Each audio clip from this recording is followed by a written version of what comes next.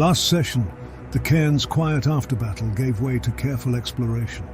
The floor bore dark ovals where supports once stood, and in their midst a faded sigil teased the dust into tiny spirals. Oram tested the circle's pull, then urged Calix into its heart. A feather-light caress brushed Calix's cheek, but the truth settled on Oram. When he spun his wedding ring, a fleeting warmth answered. She had stood here. She had left this for him to find.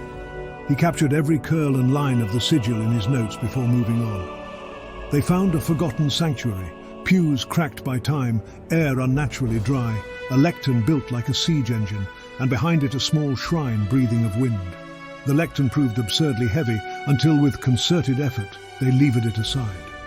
Alastor, ever the unnerving ally, coaxed a living breeze to circle the shrine as Oram cleaned and offered a gold in thanks.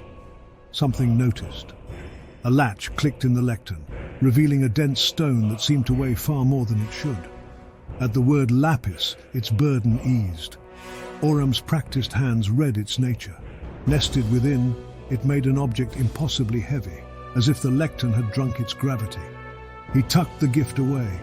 A nearby dormitory reeked of mold. Its bunks collapsed and yielded only a crumbling fragment of a journal. They chose not to disturb the rest of the dead and left. Back in Diamond Lake, rest brought questions. Calix revisited the memory of the watching thing in his dreams. Oram mulled the mystery of his arm and the ring's answering warmth. Morning came with small mercies. They walked the wolf pup through town, bought a proper collar and lead from a leather worker, and fed the little beast well. With heavy hearts and 30 gold, they left him in Tessa's foul-mouthed but capable care, with a plan to extend his keep through Kalin if needed. Then the road wound to the Doorstone mine. Iron bars, sickly lamps, and the groan of timbers framed two dwarven guards who met them with hard eyes, harder fists on axes, and a special venom for Oram. Calix pressed a safety inspection without papers.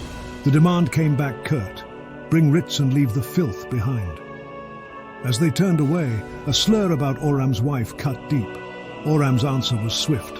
One shot exploded into tangling cords. The other guard blinked from time for a heartbeat. Calix held the ground at the gate, warning off reinforcements. The dwarves bristled, but Oram chose words over blood. He promised that if they had a hand in his family's fate, he would entomb them in the very mine they guarded. The pair withdrew. The guards shouted ban on their backs. With a sign from the lost, a stone that can anchor a fortress, and a promise left at an iron gate, the next step was clear. Secure Smenk's papers and return to prise open whatever the Doorstones are hiding beneath their rock and rage.